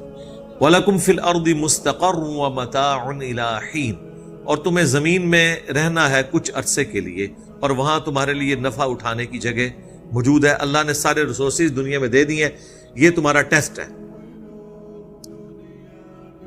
تو وہ ایک چھوٹا منی ٹیسٹ ہوا ہے جنت کے اندر کہ یہ کام نہیں کرنا ورنہ جنت سے نکل جاؤ گے. وہ کام کر لیا، رزلٹ نکل آیا. ایک چھوٹا ٹیسٹ تھا. پھر اللہ نے کہا اب تو نکل تو گئے ہو، اب زمین پہ تمہیں بساؤں گا، وہاں بھی یہ حکم دوں گا کہ یہ کرنا ہے یہ نہیں کرنا، تو جو کرے گا وہ جنت میں چلا جائے گا، جو انکار کرے گا نافرمانی کرے گا وہ جائے گا جہنم میں۔ اور دنیا میں یہ ہو رہا ہے، آپ دیکھ اللہ تعالیٰ نے چیزیں رکھ دی، آخرت کا فیصلہ دنیا میں ہی نظر آ جاتا ہے کہ کون پیروی کر رہا ہے پیغمبروں کی کتابوں کی اور کون نہیں کر رہا۔ تو یہ اللہ تبارک و تعالیٰ نے ایک ٹیسٹ پرفارم کیا بندے کے اوپر، اور اس کے بعد اسے اب مین ٹیسٹ میں بھیج دیا۔ ایک سمجھ لے پہلے ایک کوئز ہوا تھا، اس میں تو ناکام ہوا انسان، لیکن اب ناکام نہیں اسے ہونا چاہیے، کیونکہ ناکامی تو ایک دفعہ ہی ہوتی ہے نا، دوبارہ تو نہیں ہونی چاہیے۔ قال فیہا تحیون وفیہا تموتون ومنہا تخرجون، اللہ نے یہ بھی فرمایا اسی میں تم زندہ رہو گے، اسی میں تم مرو گے۔ کاش یہی معاملہ ختم ہو جاتا، لیکن پھر یہ جو دھمکی لگائی ہے ومنہا تخرجون، یہ تلوار جو لٹکا دی ہے نا، accountability of the day of judgement, اگر یہ سب کچھ ختم ہو جاتا نا یہاں پہ، یقین کریں عیاشی کی زندگی گزارتے ہیں۔ یہ جو تلوار لٹکا دی ہے نا کہ اس سے پھر تمہیں اٹھایا بھی جائے گا، اٹھانے کا مطلب ہے پھر پوچھا جائے گا ہاں بھائی سنا، لا یسأل عما یفعل وہم یسألون، اللہ کو کوئی نہیں پوچھ سکتا کہ اس نے یہ کیوں کیا، اللہ ہر ایک کو پوچھے گا۔ اللہم حاسبنا حسابا یسیرا، آمین۔ یا بنی آدم، اے اولاد آدم، قد انزلنا علیکم لباسا، اب چونکہ لباس کا ذکر ہوا تھا، جو کپڑے اتر گئے تھے ہمارے ماں باپ کے، اللہ نے اس کا ذکر کیا ہے کہ ہم نے بے شک اتارا ہے آسمان سے لباس تم پر، یواری سوآتکم وریشا، جو تمہاری شرمگاہوں کو بھی ڈھانپتا ہے اور تمہارے لیے زینت کا باعث بھی ہے۔ ایک تو اس سے پردہ ہے، دوسرا ایک خوبصورتی بھی تو ہے نا لباس۔ یہ آپ نوجوانوں سے پوچھیں نا جو عجیب و غریب قسم کی پینٹیں پھاڑ کے پھر رہے ہیں، عجیب و غریب قسم کی انہوں نے شرٹیں پہنی ہوئی ہیں، ٹھیک ہے، سوٹ کے اوپر کلفیں لگائی ہوئی ہیں، ٹوپیاں بس کس کس رنگوں کی پہنی ہوئی ہیں، اور ناتھانوں کی پگڑیاں آپ دیکھیں کس کس رنگ کی ہیں، تو زینت تو ہے۔ وَلِبَاسُ التَّقْوَى، اور جو تقوی کا لباس ہے نا، ذَلِكَ خیر، وہ ہے سب سے بہتر۔ یعنی یہ تو ظاہری لباس ہے نا، اپنی برائیوں کو چھپانے کے لیے تقوی کا لباس بھی ہونا چاہیے، برائیوں سے بچنے کے لیے، جس طرح اپنی شرمگاہ کی حفاظت کے لیے اور اپنی جسم کی کمزوریوں کو چھپانے کے لیے یہ ظاہری لباس ہے، اس طرح تقوی کا لباس ہونا چاہیے اپنی روحانی کمزوریوں کو اوور کم کرنا، وہ سب سے بہتر۔ یعنی ایک شخص نے داڑھی تو رکھی ہوئی ہے لیکن ہے وہ جھاڑی ہے، اس کے پیچھے روح کوئی نہیں۔ ایک عورت نے نقاب تو کیا ہوا ہے لیکن اندر وہ بدکار ہے۔ اب جتنی بدکار عورتیں عموماً جو یہ برائی کے اڈوں پہ آپ کو دیکھیں، یہ عام حالت میں برقعے میں نکلتی ہیں، اس کی وجہ سے برقعے کی توہین نہیں ہونی چاہیے، لیکن یہ ایک مثال ہے کہ صرف برقع پہن لینے سے کسی کے اندر حیا نہیں آ جاتی، یا داڑھی رکھ لینے سے وہ بندہ پرہیزگار نہیں ہو جاتا، جب تک کہ تقوی کا لباس اس کے اندر، گاڈ کانشیسنس نہ موجود ہو، اللہ کا خوف، ذالک خیر، وہ ہے۔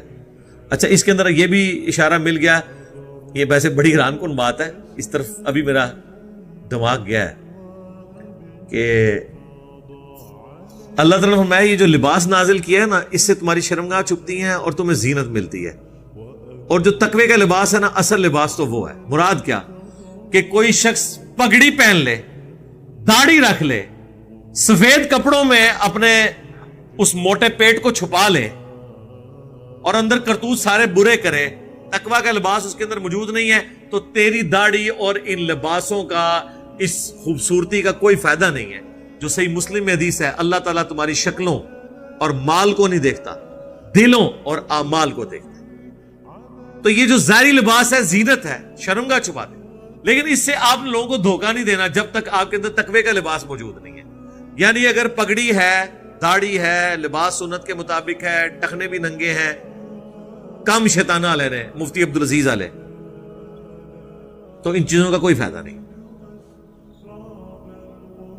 دیکھ لیں سب کچھ موجود ہے، وہ قرآن شریف پکڑا ہوا ہے اس نے جب وہ کام ڈال رہا ہے۔ ہاں دیکھیں جناب سرکار، یہ تو کوئی دنیا دار شخص نہیں یہ کام کر سکتا کہ ایک ہاتھ میں قرآن پکڑا ہوا ہے اور جناب کپڑے بھی سنت کے مطابق پہنے ہوئے ہیں۔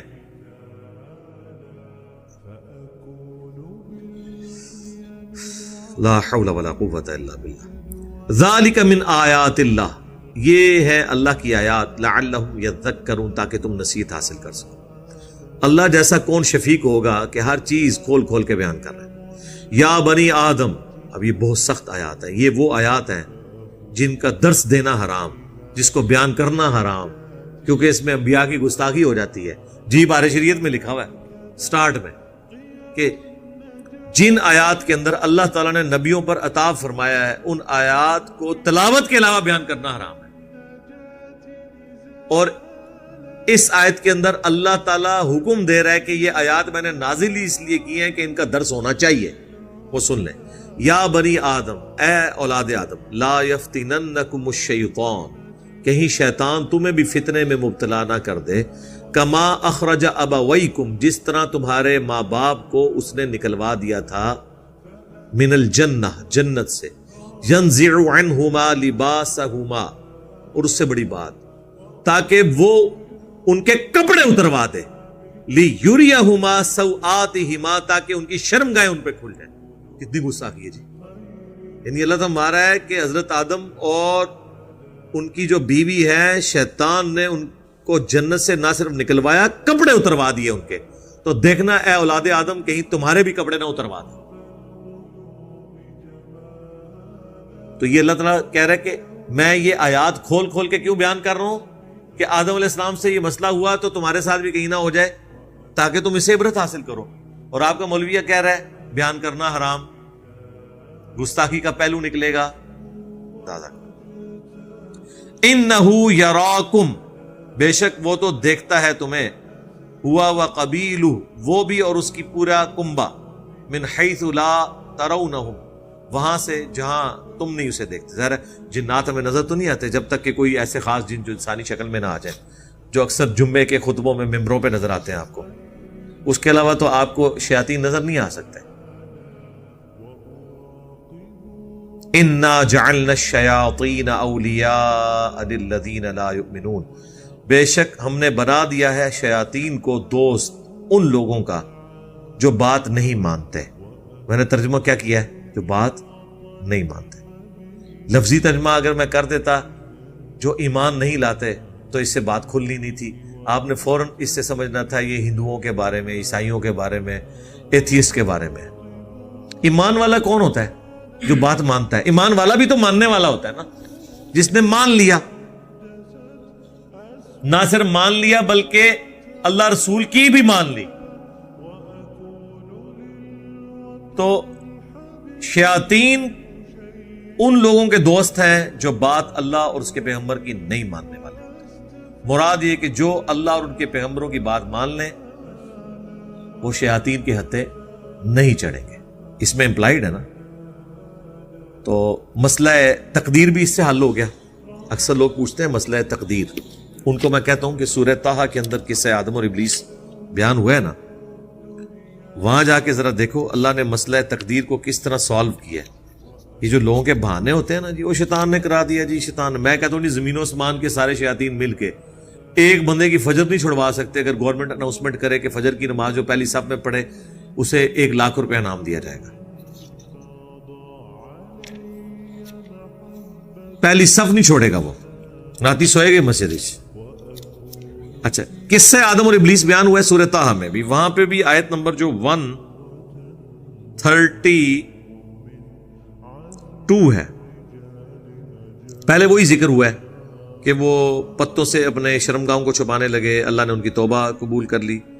قَالَ اهْبِطَا مِنْهَا جَمِيعًا، ہم نے ان سے فرمایا تم سب کے سب اتر جاؤ، بَعْضُكُمْ لِبَعْضٍ عَدُوٌّ، بعض کے دشمن ہوں گے، فَإِمَّا يَأْتِيَنَّكُمْ مِنِّي هُدًى، تو پس اب جب کبھی بھی تمہارے پاس میری طرف سے کوئی ہدایت کی بات آئے گی، یعنی پیغمبر اور کتابیں، فَمَنِ اتَّبَعَ هُدَايَ، تو جو کوئی پیروی کرے گا ہدایت کی، فَلَا يَضِلُّ وَلَا يَشْقَى، تو نہ وہ گمراہ ہوگا اور نہ بدبخت ہوگا۔ کتنی پیاری بات ہے، یعنی بدبختی انسان خود کماتا ہے۔ اللہ فرما رہا ہے جو کتابوں کی اور پیغمبروں کی پیروی کرے گا نا اپنی مرضی سے، وہ نہ گمراہ ہوگا نہ بدبخت ہوگا۔ بدبختی انسان خود کماتا ہے۔ وَمَنْ أَعْرَضَ عَنْ ذِكْرِي، اور جو ہمارے ذکر سے غفلت اختیار کرے گا فَإِنَّ لَهُ مَعِيشَةً ضَنْكَ، تو اس کے لیے پھر اللہ تعالیٰ معیشت بھی تنگ کر دے گا، دنیا میں بھی اور آخرت میں بھی۔ تو یہ بدبختی انسان خود کماتا ہے۔ شیطان اللہ نے آزمائش کے لیے انسان کے ساتھ اٹیچ کیا ہے، لیکن اسے اختیار کوئی نہیں دیا۔ اس کے اوپر میں پچھلی دفعہ کافی تفصیل سے بول چکا ہوں۔ وَإِذَا فَعَلُوا فَاحِشَةً، جب کوئی وہ بے حیائی کا کام کرتے ہیں، قَالُوا وَجَدْنَا عَلَيْهَا آبَاءَنَا، وہ کہتے ہیں ہمارے آباء و اجداد کو ہم نے ایسا ہی کرتے ہوئے دیکھا تھا۔ وَاللَّهُ أَمَرَنَا بِهَا، اللہ نے ہمیں اسی چیز کا حکم دیا ہے۔ وہی جو ہم کہتے ہیں نا یہ کہاں لکھا ہوا ہے، کہتے ہیں بزرگ کر رہے ہیں، اور جی بزرگ بھی تھے اللہ نے کہنے تھے ہی کر رہے ہیں نا، پیچھے تھے اللہ ہی ہے نا، وہی چیز ہے۔ تو مشرکین عرب ننگا طواف کرتے تھے، سب سے اعلیٰ طواف ہوتا تھا کعبے میں وہ جو بالکل الف ننگا ہو کے کرتا تھا، اور وہ کہتے تھے دیکھیں جب انسان پیدا ہوا اس وقت بھی تو اس کے جسم پہ کوئی لباس نہیں تھا، تو اب اللہ نے انسان کو بغیر لباس کے پیدا کیا، تو سب سے افضل طواف کعبہ وہ ہوگا جب انسان اپنا لباس خود اتار دے اور ننگا طواف کرے۔ یہ اس کی طرف اشارہ ہے کہ وہ جب یہ بے حیائی کا کام کرتے تھے، جو پھر نبی الاسلام نے جب 8 ہجری میں فتح مکہ ہوا اور 9 ہجری میں حضرت ابوبکر صدیق رضی اللہ تعالیٰ عنہ کو امیر حج بنا کے بھیجا، انہوں نے وہ اس سال مشرکین عرب اور مسلمانوں نے اکٹھا حج کیا تھا۔ پیچھے سے پھر آیات نازل ہوئی، حضرت علی علیہ السلام کو نبی الاسلام نے بھیجا اور کہا کہ آپ نے میری طرف سے اناؤنسمنٹ کرنی ہے، کیونکہ عرب کے لوگ قریبی رشتہ دار کی اناؤنسمنٹ کو اس کی اناؤنسمنٹ شمار کرتے تھے۔ حضرت علی نے وہاں اناؤنسمنٹ کی کہ آج کے بعد نہ تو کوئی ننگا طواف کرے گا، صحیح بخاری میں آتا ہے، اور نہ مشرک حرم کی سرزمین میں اب داخل ہوں گے، یہ آخری موقع ہے۔ تو جو طواف اس وقت کرتے تھے ننگا طواف، تو ان سے کہا جاتا تھا یار یہ عام حالت میں تو تم بھی شرمگاہ چھپاتے ہو، یہ طواف کعبہ ننگے ہو کے کیوں کرتے ہو؟ تو وہ کہتے تھے ہم نے اپنے آباء و اجداد کو اس طرح ہی ناچتے ہوئے دیکھا ہے، یعنی ہمارے بزرگ بھی مجذوب تھے۔ ہاں، ننگے سر نماز نہیں ہوتی، اور جو کپڑے اتار لے وہ اللہ کا ولی ہو جاتا ہے۔ جو ننگے سر نماز پڑھ رہا ہو نا اس کے سر پہ ٹوپی رکھ دیتے ہیں، کہتے ہیں نماز نہیں ہوتی، اور جو سارے کپڑے اتار دے اس کے آگے پگڑیوں اور ٹوپیوں والے ایسے کر کے بیٹھے ہوتے ہیں۔ پیر دھنکے کے پاس نہیں جا کے سارے بیٹھے ہوتے تھے، آپ کے سارے پولیٹیشینز بیٹھتے تھے وہاں نانگے پیر کے سامنے۔ تو وہ یہ بے حیائی کا کام کرتے تھے، کہتے ہیں ہم نے اپنے آباء و اجداد کو پایا، اور واللہ امرنا بها، اللہ نے اس کا حکم دیا، ایویں بغیر دلیل دے۔ ساڈا بھی تو طریقہ ہے نا جی نماز دا، تکیا نہیں، اپنی طرف سے بات کر دی۔ قل ان اللہ لا یأمر بالفحشاء، اے نبی سے فرماؤ بے شک اللہ تو کبھی اس طرح کے بے حیائی کا حکم دے گا ہی نہیں۔ تمہاری اسٹیٹ میں اس طرح کی کوئی بے حیائی اللہ نے رکھی ہے؟ اللہ کے مزاج میں یہ چیز ہے کہ تمہیں یہ حکم دے؟ not at all۔ اتقولون علی اللہ ما لا تعلمون، کیا تم اللہ پر ایسی بات تہمت کے طور پہ لگا رہے ہو کہ جسے تم جانتے تک نہیں ہو؟ قل امر ربی بالقسط، اے نبی تم فرماؤ میرے رب نے تو عدل و انصاف کا حکم دیا ہے۔ وَأَقِيمُوا وُجُوهَكُمْ عِنْدَ كُلِّ مَسْجِدٍ، اور یہ کہ میں سیدھا کر لوں اپنا چہرہ قبلہ کی طرف ہر نماز کے وقت۔ وَادْعُوهُ مُخْلِصِينَ لَهُ الدِّينَ، اور اسی کو پکارا جائے، اسی کو پکارو، اسی کی عبادت کی جائے، خالص کر کے اپنے دین کو اس کے لیے۔ کما بدأکم تعودون، جس طرح اس نے پہلے پیدا کیا تھا تمہیں اسی طرح تم لوٹ کے اس کی طرف جاؤ گے۔